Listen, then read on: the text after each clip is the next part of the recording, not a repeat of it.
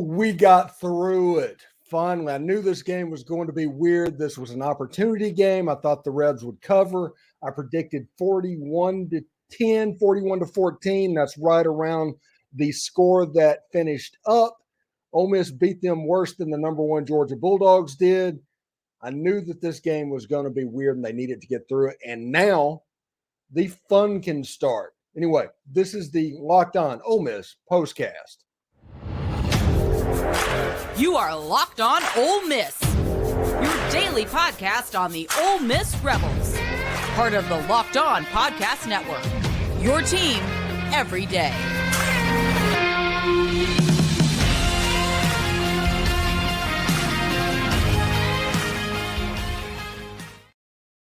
Ole Miss a 33-7 winner over Vanderbilt. Honestly, it was a completely defensive mismatch where they just completely took over. Vandy put in a quarterback that they could just run it up the middle pretty consistently because that was their only hope of moving the ball. I think Vandy finished with, let's look this up real quick. Let's set this up to present. And boom. Turn the audio off because audio is crazy. All right. So if you look at this, and I will drop this off so everybody can see it and do that as well. Vandy had 60 yards passing for the game.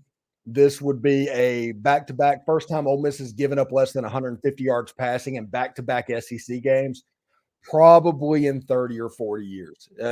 I mean, we're getting back to like old school football. Vandy did have 44 carries for 169 yards, ran for about 3.8 a carry.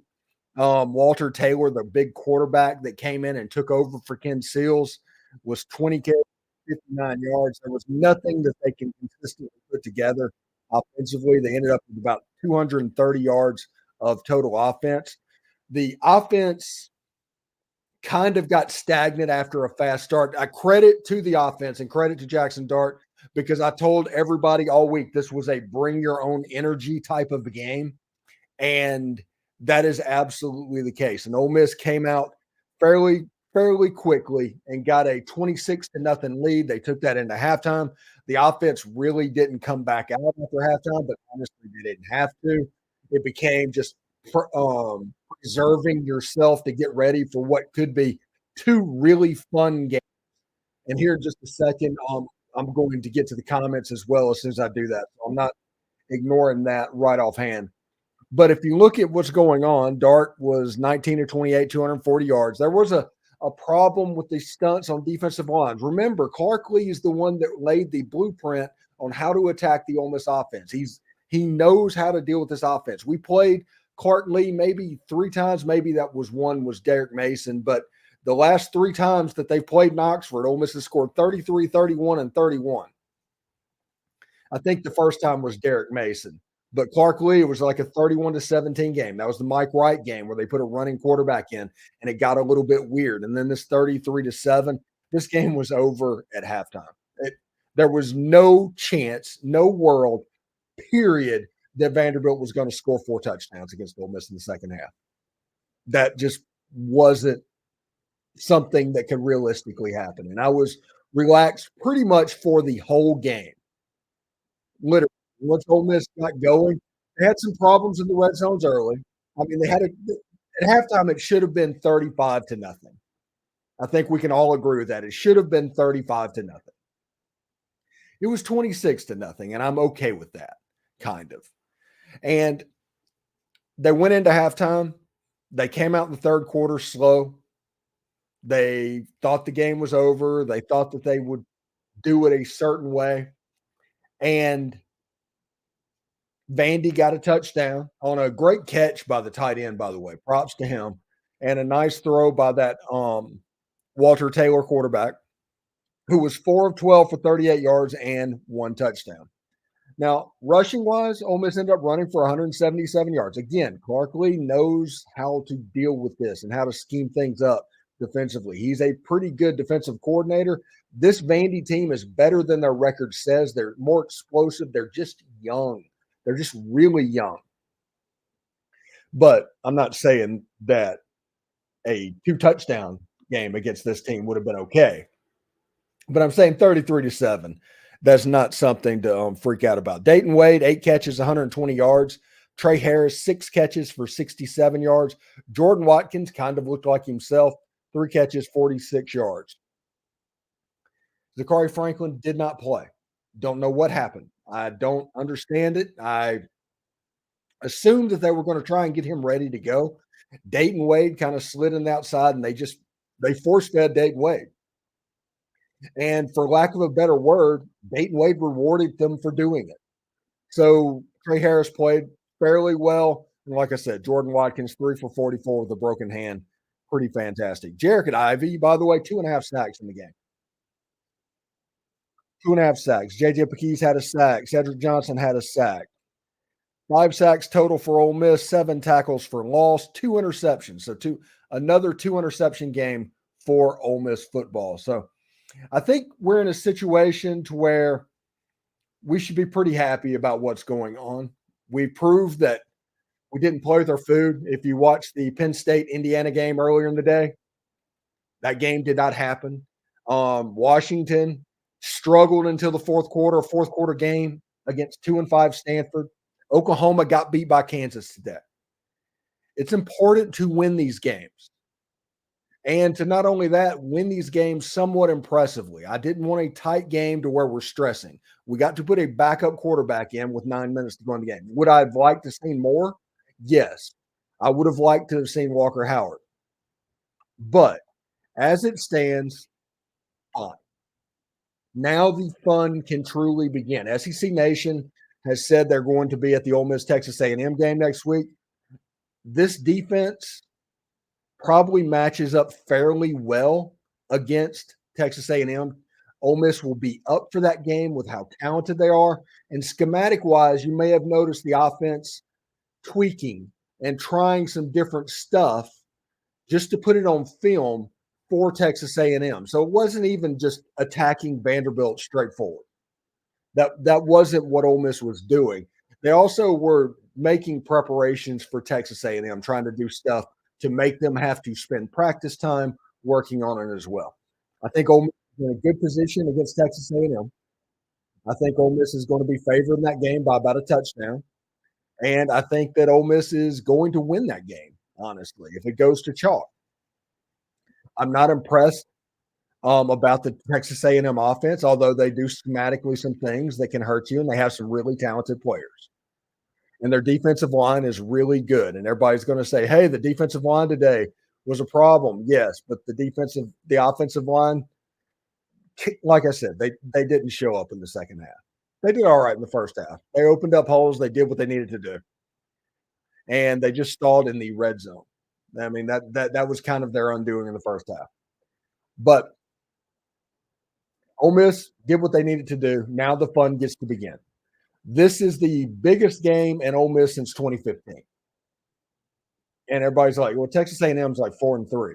Yeah, I get that. But it's big for the reason of what it means if Ole Miss wins. Because I'm going to say this right now. If Ole Miss beats Texas A&M and handles business during the week afterwards is the biggest game in Ole Miss football since, you could say, 2003. Maybe because of what it means since 1952. That is a Maryland-type game. When Ole Miss beat the Maryland Terrapins, they announced their arrival on the scene with Johnny Vaught. That's what a win versus Texas A&M will do. That will give you that opportunity of Lane Kiffin and Ole Miss announcing their arrival to the world as well. I'm pretty excited, honestly. All right, let's go through the chat a little bit and see what's going on. Let's see. Tim Skelton says, hotty toddy. Zach Tyler, HYDR. Matthew Mitchell, let's go. I want to see more of JJ at quarterback. He was I don't care what anybody says. They're setting something up on that. I was talking about earlier about putting some stuff on film. That is what they're putting on film. And JJ Pegues is going to throw a pass to Spencer Sanders at some point this season. It's going to happen. They have put that on film for a reason. So I'm really interested to see what it says. And by the way, JJ Pegues actually scored on that play. I don't care what anybody says. Zach Tyler says 7-1. Now let's go win. Yes. Now the fun gets to happen. Now you can really enjoy what's going to happen. And I am not going to judge the crowd one little bit in the second half of this game. This is their off game with Texas A&M. That's the game that they need. So in back-to-back weeks, if one week gets kind of pushed under the back burner or on the back burner, all of a sudden Texas A&M, we need them there for Texas A&M. That is the last gasp game, but Ole Miss needs a true home field advantage, real similar to LSU in that game.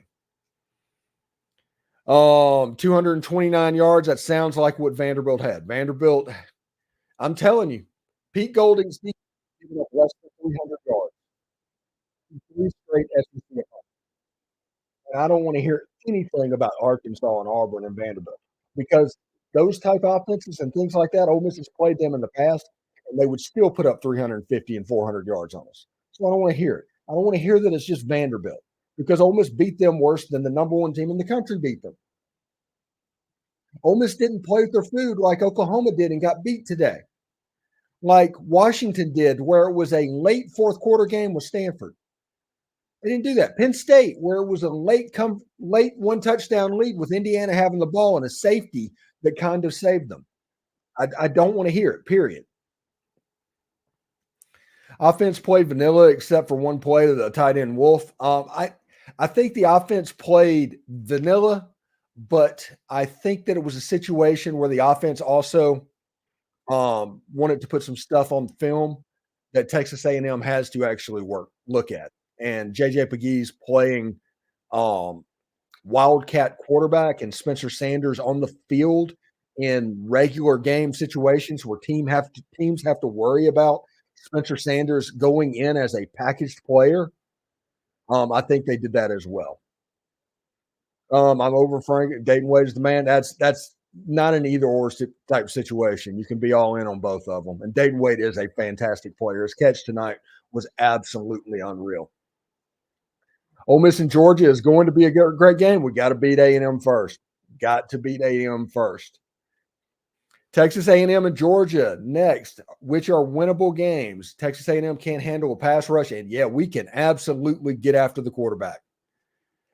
That the reason Ken Seals got taken out of that game is because they couldn't block our pass rush, and they knew they could not run a normal offense against our defense. Think about it. When was the last time that Ole Miss was in a game and they completely outmatched the person they were playing? Completely. There's 3 games in a row. 3 games in a row where you just know that, hey, you're not going to be able to see a sustained drive. Now, Ole Miss absolutely needs to get their punting situation figured out. Giving Vandy the ball at the 50-yard line or punt can't happen. Just can't. Because when the defense is playing this well, you can lean on them. And you see the evolution of our football team. The excitement that we all have based on this defense and what they can do. It's pretty good, pretty cool. Why don't we pass it to Priest Corn in the red zone? I think it's a situation, like I told you, that at the beginning of the year, Lane Kiffin picks out 3 players. And those 3 players are going to, in order, get the play calls, what's going on. Priest Corn is down at 3 or 4 on that list. But Trey Harris is always going to be the first option. And then, obviously, Dayton Wade tonight, with the way his hand was working, he moved up and became the second option. But, Reed, you're not exactly wrong on that as well. James McDonald said, I seen Hudson Wolf. Yes. Hudson Wolf back playing. It was good to get him into the ball game, especially in a real life time situation for Hudson Wolf to get some experience as well. The AP snubbing of Ole Miss is honestly concerning and frustrating. Everything that matters at this point. Covering the spread back-to-back against SEC teams is definitely noteworthy. Yes, it absolutely is. And I'm telling you, the AP, the writers in the AP have made the narrative that the SEC is down and the Pac-12 is good. And since the Pac-12 is basically going away, they're going to protect that narrative at all costs. And if you look at the SEC, Georgia, whenever Georgia deems you worthy of them getting up for you, it's a problem. I think when Ole Miss plays Georgia in Athens, it's going to be a problem. I think Ole Miss can beat Georgia. I do not see a situation to where Georgia is down, to where they play sloppy. I think you're going to get Georgia's best shot. So if you beat them, it's because you deserve to beat them. But Missouri before them, Tennessee after them, maybe, it gets a little bit weird as well. With Zach Tyler, I guarantee if we went out and Bama loses the SEC ship, the committee will find a way to put a 2-loss Bama in over us. Probably. Don't worry about the AP poll. Wait for the playoff polls. The problem, Christopher Dickey, is the AP poll influences the playoff poll. The playoff poll is going to look a whole lot like what we see in the AP and the coaches poll. And that is because over 8 weeks, the narrative gets established of what teams are good, what conferences are bad, things like that. And because of that, the first playoff poll might have a situation where Ole Miss is about in the same spot as they are in the AP and the coaches poll. We'll see what's going on. Anyway, we'll get back in the comments in a section, but we went over 5,000 subscriptions on Friday. So thank you very much for that. And because of that, we are going to start doing a Tuesday live stream. It's going to be Locked On Ole Miss Shark Tank Live. And we're going to do that starting every Tuesday. But this Tuesday, we were going to normally do it at 7 Central. But this Tuesday, I may have to spend some time on the playoff show if Locked On does that. So we may have to push the Locked On Shark Tank Live to after I record that playoff show. And if they do that like the college football kickoff live, it'll show up on my channel anyway, so you can see what I say. But just a heads up for that as well. Thank you so much. And if you haven't subscribed, please subscribe. If you have subscribed, please tell a friend. And if you listen to the show on Spotify or iTunes, which a ton of you do, please subscribe to the YouTube page, because once we get to 6,000 subscriptions, we're going to do a show on the road. We're going to do road shows. Like I will do episodes from the hotel where the bowl is being played if I'm there or something like that. So 6,000 subscribers will put us there as well. So if LSU beats Alabama, we have a tie. It'd be a 3-way tie. And the 3-way tie rules are kind of weird. I have to see how it all plays out. Ole Miss will be the highest ranked team in that scenario, by the way, though. And if LSU beats Alabama, Alabama is basically out of the playoff.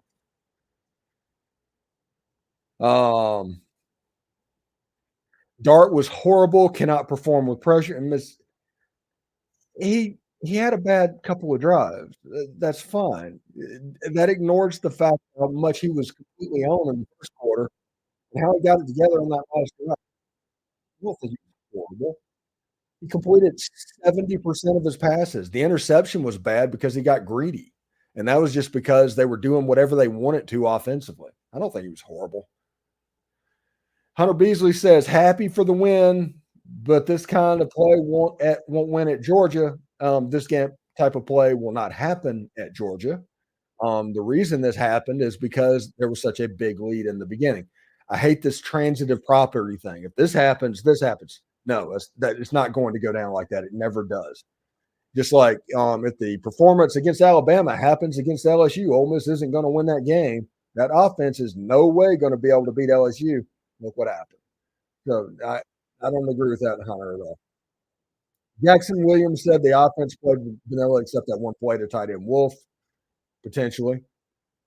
Let's see. Hurston Williamson said, pre-scoring coming back was so huge, amazing to see him and Hudson out there at the same time. It's coming. Did they run 12 personnel? I missed that. Somebody in the chat, whenever we get to it, let me know, confirmed if Ole Miss ran 12 personnel, 2 tight end sets. Because if that happens, that's a game changer against Texas A&M and against Georgia. And I will talk about that as it goes. Game day at Georgia versus Ole Miss potential. Yes, absolutely. Infuriated sloth. It was nice to watch an Ole Miss football game without being stressed. Yeah. I was on our Discord channel talking about it, and people were stressed out about it. It's like, if until it gets to 2 scores, I don't get stressed. I just enjoy it. And everybody said they wanted a stress-free game. This was a stress-free game. Was there a lull in the middle 8 minutes of the game, which has happened every single football game? That's the area they need to clean up. The middle 8 to 16 minutes of the football game, that's where the lull is happening. So that's interesting. I think we moved to 9. Our defense is not a fluke. They're the real deal. Yeah, this is a defensive team. And I think Lane is evolving to think that. And his decision making is based off of that. I think this front 7 is pretty good.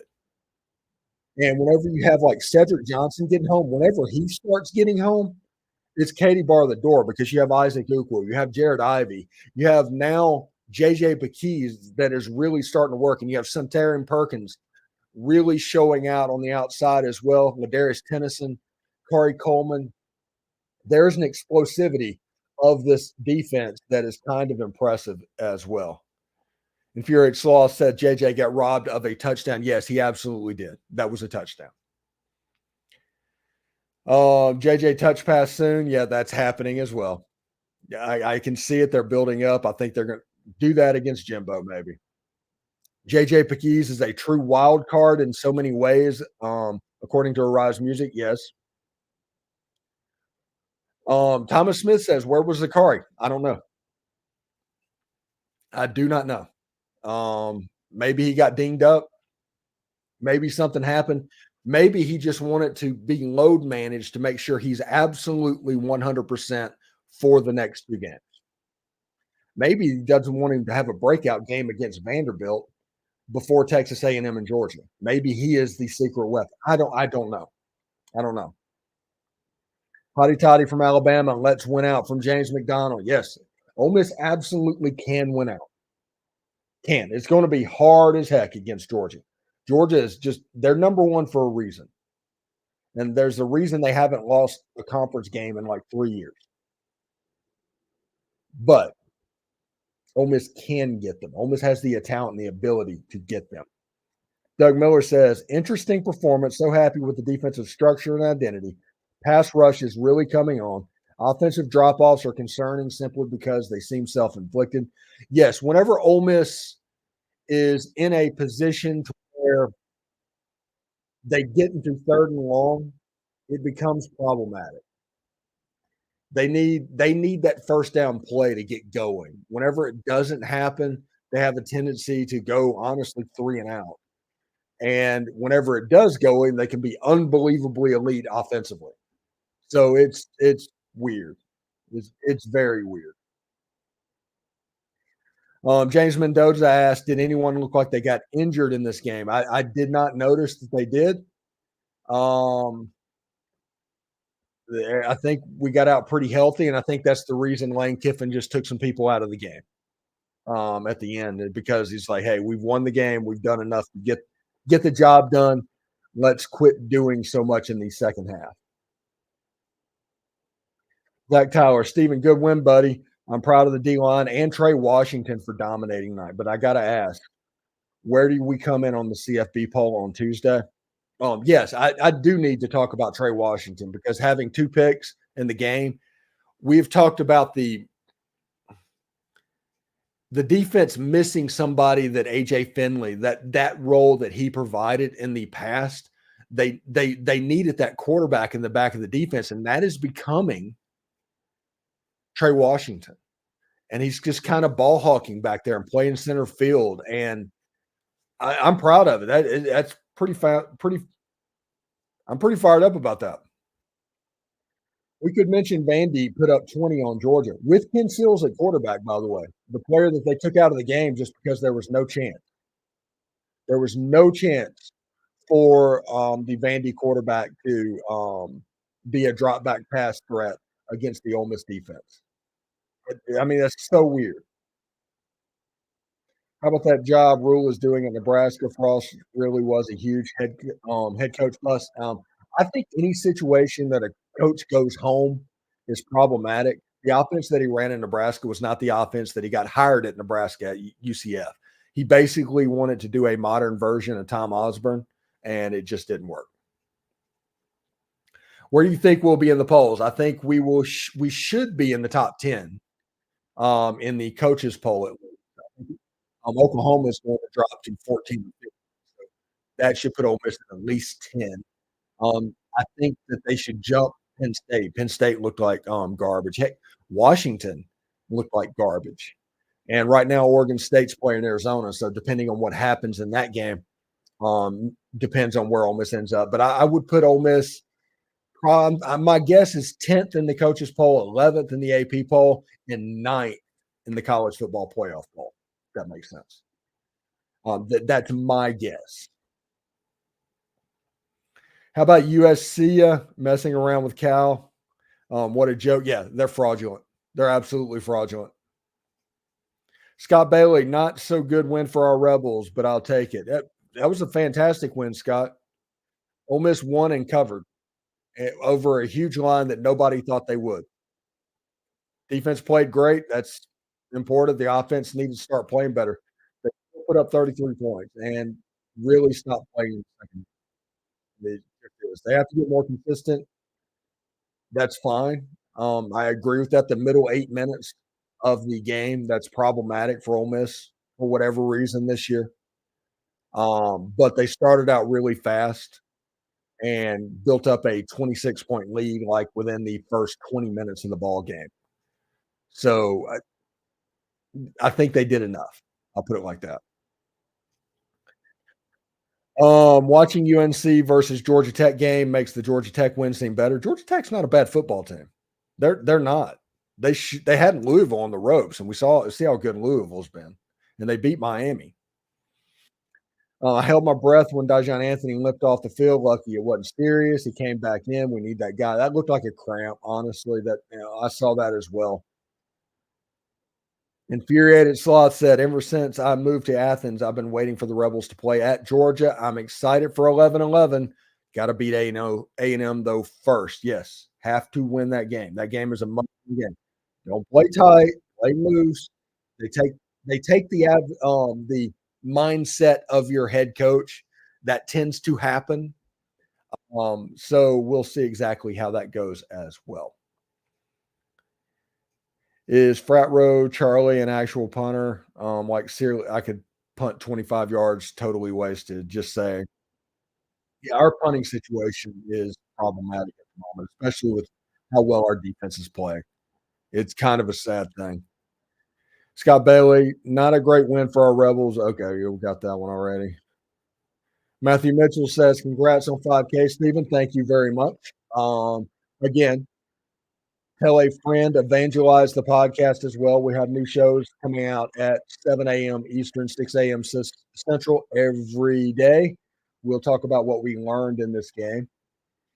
Scott Bailey says, love that shirt, Steven. Got to get me one. Yes, this is the new Realtree stuff from Tyler Jordan. Got it from the College Corner. They shipped it out to me. Made sure that I got it before today's show. It came in on Friday, and I really appreciate them. They didn't have to do that. The freaking out over a mediocre performance in Dart. This was not a mediocre. This was an efficient performance. There was one bad throw where he forced the ball and tried to play the ball, and it got picked off during the 2-minute drill. It wasn't even a mediocre performance. It was just not up to what he normally does, which tells you how good he normally is. It's obvious that Lane held back and didn't run up the score. Good win. Hopefully everyone is injury-free. Defense looked good. Dart was not bad, Donnie Clark. He wasn't. He was just efficient. He missed a couple of passes in the middle eight of the game, but he was not necessarily bad. Glad with the win. Disappointing offensive performance. Always take the foot off the pedal, it seems, with the OC. This team covered.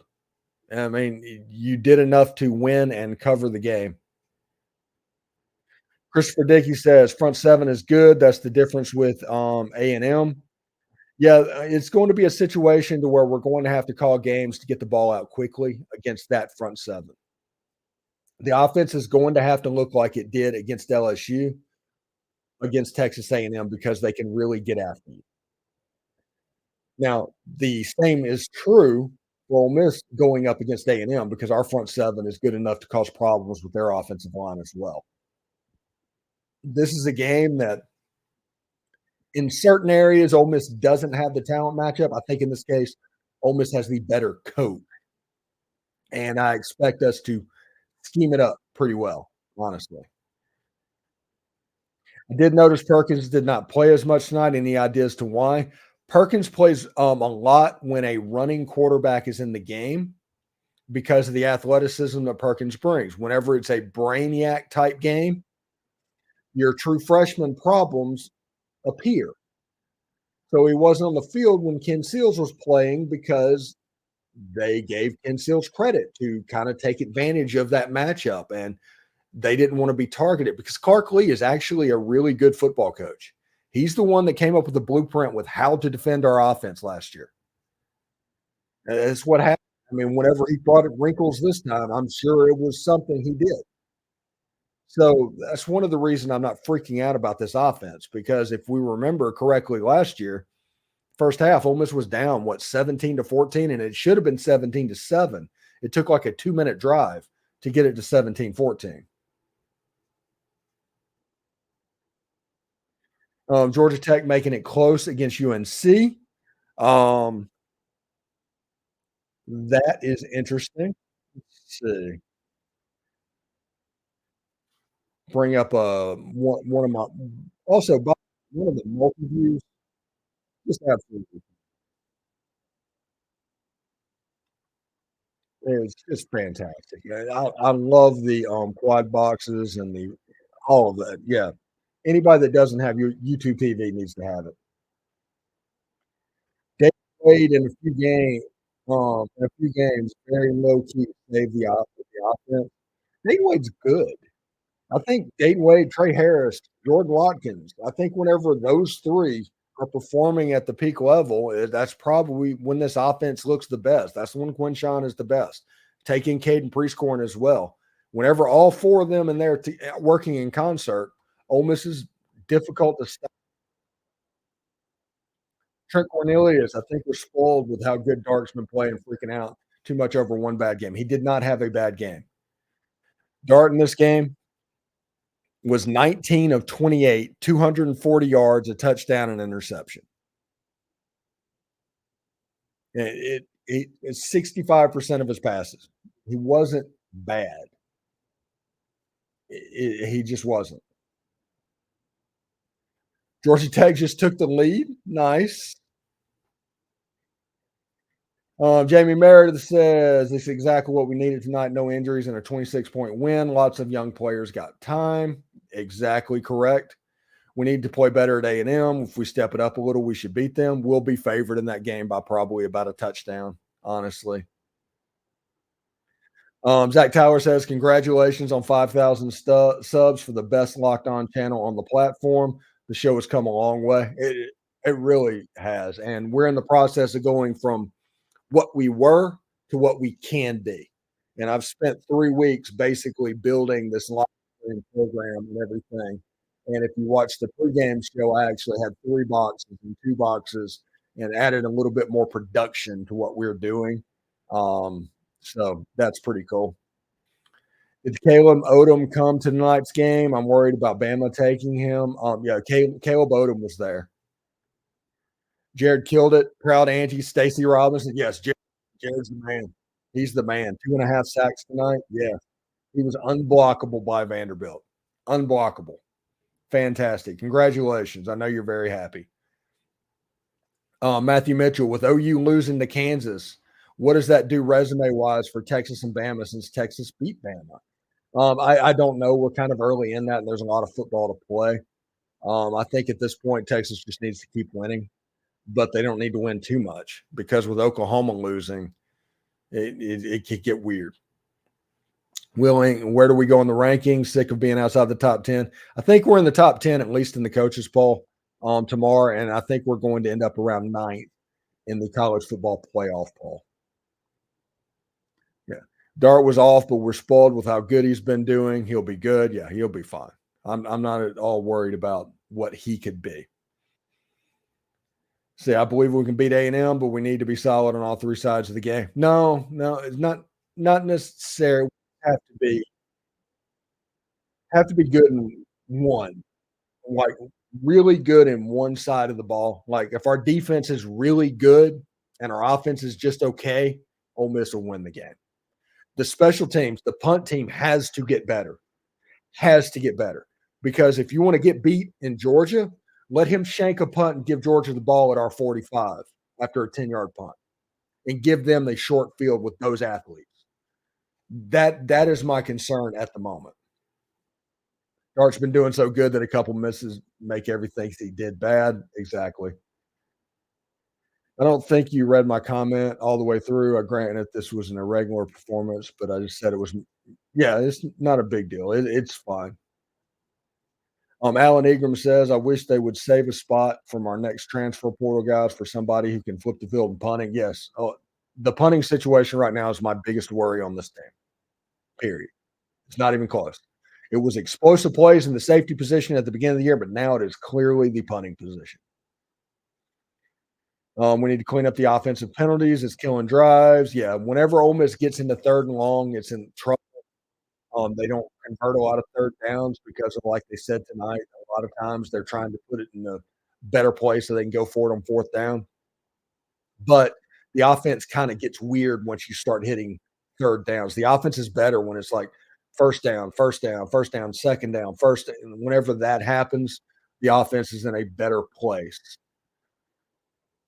See, Jerry Marshall said 2 other running backs look good. Dart still needs some focus and game maturity, but otherwise did okay. Yeah, he probably didn't need to force that pass. He kind of Brett Favre to pass where he was trying to hit Caden Lee, who actually played in the 2-minute in the first half, trying to hit him whenever all the linebackers were sinking. Just like they were just trying to give up a field goal at that point. And Jaxson honestly should have taken what the defense was giving him. And he will. He will. Every situation where Jaxson needs to learn from a mistake, he does.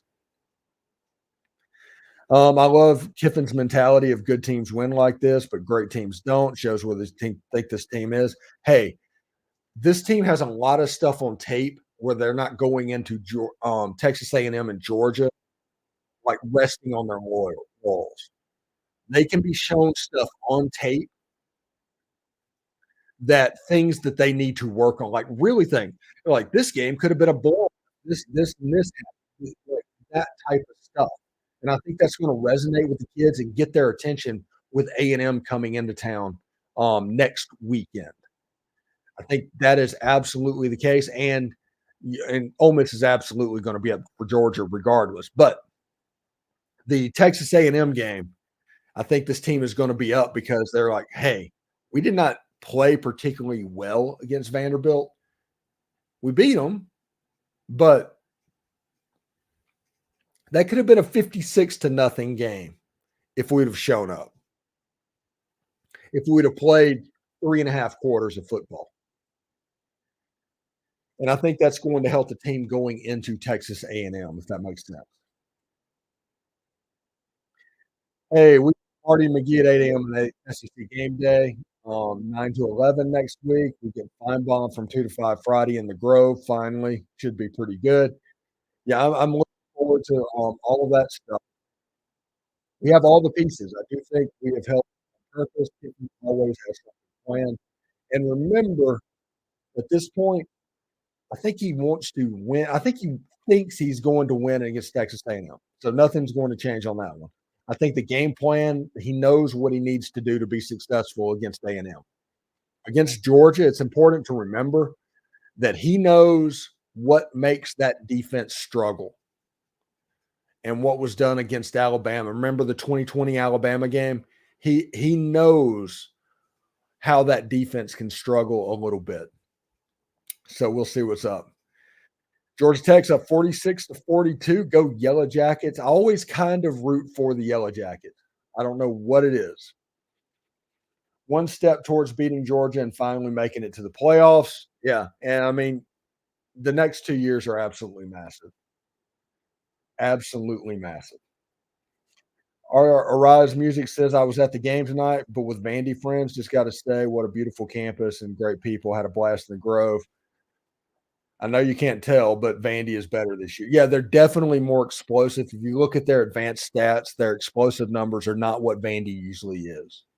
The quarterback tonight, they had to put it in there because Ken Seals just couldn't move the team. Just a weird situation. Stop it, Stephen with Dart wasn't bad. Being a homer is fine, but Glenn, he completed nearly 70% of his passes and had a touchdown running and a touchdown throwing. He did not play bad. He didn't. He threw 9 incompletions the whole night. You're acting like he was 13 of 40. Chill. Seriously.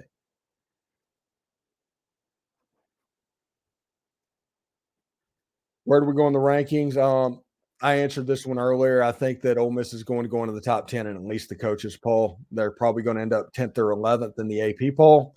And I think that they'll end up at like 9th in the college football playoff poll. No one should be overthinking that one interception from Dart. He's a good quarterback, and the reason Ole Miss is 7-1. Yeah, it's crazy. I think people have had it queued up to where whenever Dart was anything other than absolutely spectacular and making unbelievably clutch plays, you have it queued up that, something's wrong, something's a problem. And it was probably because you want the other guy to be the quarterback anyway. And I mean, I have pretty little patience about stuff like that because if you want to say that he had an efficient game, sure. If you want to say he had an okay game, sure. If you want to say he had a bad game, I'm not listening to you, period. Do you think if we ran the RPO style spread offense with no tempo, we would be a better team slowing down, looking at the defense to execute better? No, tempo is required. This is from Logan Henderson. Tempo is required to put the defense at a situation where college kids can make mistakes. Whenever we go slower, the offense is less effective because it's kind of a simple offense. Hudson Albers said, I really feel like we should have had more video game style stats and prepared our starters and depth games. Yeah, that's fine. Georgia beat this team 37-20, and you just beat them 33-7. It's fine. Let's see what Vanderbilt has done this season. Florida beat them 38-14. Missouri beat them 38-21. Kentucky beat them 45-28. They've scored offensively on everybody. Literally everybody. Their first game, they beat Hawaii. They scored 35. They scored 47 against Alabama and A&M. I'm not counting that. They scored 20 against Wake Forest, 37 against UNLV. Good God. Kentucky scored, they scored 28. Missouri, they scored 21. Florida, they scored 14. Georgia, they scored 20. Ole Miss, they scored 7. So Ole Miss is their least offensive output that they have had this season, period. So it's going to be fine. Jerry Marshall says, joined you at 1.2 subscriptions. Some congrats on your success and 5K. Thank you, Jerry, very much. And yeah, if you join me at 1.2 subscriptions, you have a good idea of where we have changed over the years. What time do you think the UGA game will be? I think if Ole Miss beats Texas A&M, it's a 2:30 CBS game. If Ole Miss loses to Texas A&M, it is a 6 o'clock ESPN game. Overlord Z says, hotty toddy, everyone. Hotty toddy, Overlord. I like bring Jim Miller back. I want Bill Smith. Bring Bill Smith back. I actually saw Bill Smith kick his 92-yard punt against Southern Miss in the in Memorial Stadium in Jackson. Georgia Tech just got the ball. They just forced a fumble with 2 minutes left, and they have the lead. I'm telling you, man, Georgia Tech, the offensive coordinator at Georgia Tech is the cousin of my co-host on SEC After Dark. And if you haven't subscribed to the SEC After Dark channel, I recommend it because you have me, you have Corey Burton, who does Believe on Georgia Dogs, which, I mean, that show should be interesting for the next couple of weeks. Just know he's scared to death of Ole Miss. We're up Jake Thomas from Tide Talk Live, and we have Jeb Beecham, who is a Tennessee fan, and he's my brother-in-law, who saw FSU versus Louisville for the ACC football championship. Honestly, not specifically, but, I mean, we were pretty consistently thinking that it was going to be weird, honestly. Let's see. North Carolina's top wide receiver is down. Oh, Tez Walker got hurt. Prayers up for Tez Walker. Let's see. I think we'll go to at least 10 o'clock to 10 in the AP poll. This is from Jamie Meredith. And like you said, 9 in the coaches. And like everyone is saying, brother, congrats on 5K. 6K is next. Yeah, once we get to 6K, remote broadcasts become a thing. And once we get to 7K, call-in showtime. Mississippi State lost a battle of the 2 worst teams in the West at this point. Just hang the banner for Auburn. You know, this is the absolute truth. Hugh Freeze is a coward.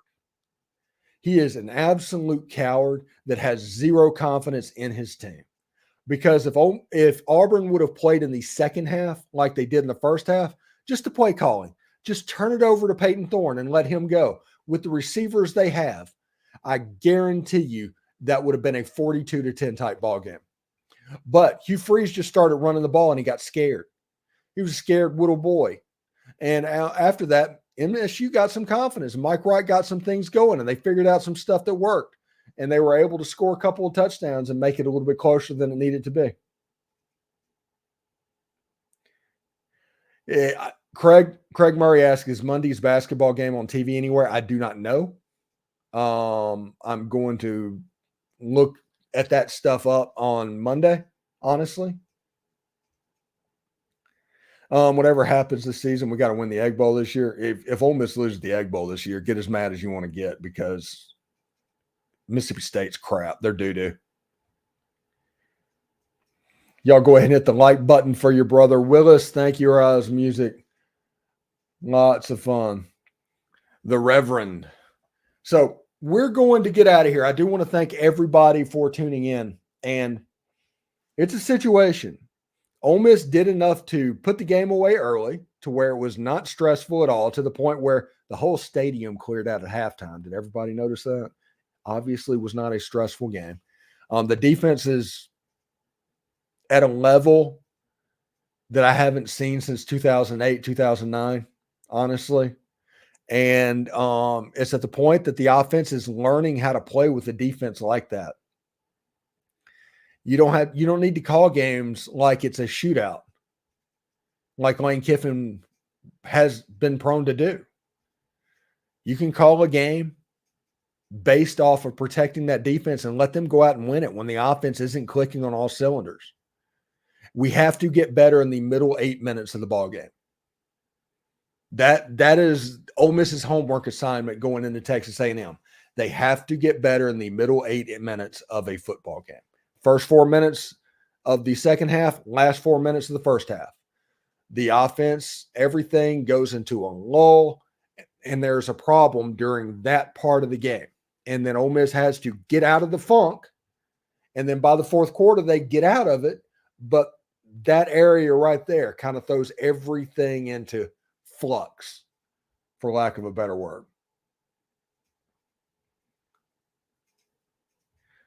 And before we get out of here, crazy thing is some state people were saying Woody Marks is a better than Q because he has like 5 yards more per carry. The state,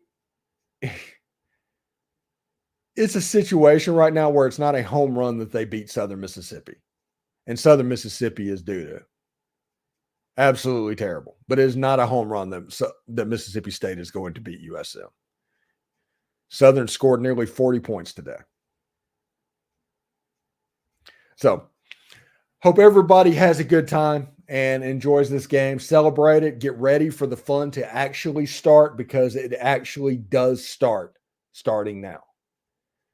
Home game against Texas A&M, road game against Georgia. You're going to be less than a touchdown favored against Texas A&M. You're going to be an underdog of probably 10 to 15 points against Georgia. This is the best team in college football. So we're talking about what it could mean. It's still going to be a real test. Now, if you look at FBI probabilities, Ole Miss is favored in every game but that Georgia game. But that Georgia is favored by nearly 70% against Ole Miss. It being a trap game will be important between Missouri and Tennessee. So we'll see what happens. But every team that has gotten Georgia's attention this season, Florida and Kentucky, has absolutely gotten boat raced. And that scares the mess out of me. We'll talk about that as we get closer to it. Right now, it's Texas A&M time. Ole Miss a 33-7 winner over the Vanderbilt Commodores. Quinshon Judkins had 17 carries, 124 yards, and 2 touchdowns. Tied Archie Manning in rushing touchdowns for 4th all time. So that's pretty good indeed. So hope everybody has a good day. We'll see you tomorrow. Well, not tomorrow. We'll see you Monday. This has been the Locked On Ole Miss Postcast. Take care. Hotty toddy.